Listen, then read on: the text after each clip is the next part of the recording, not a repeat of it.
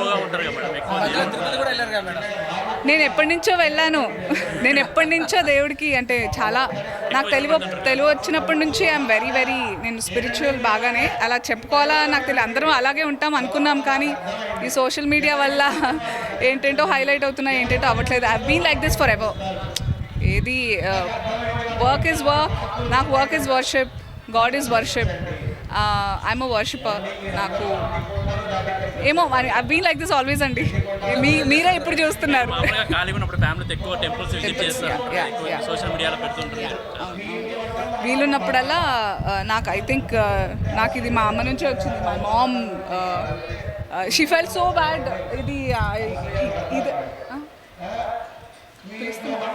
ఇంట్లో ఎలాంటి పూజలు చేస్తాం?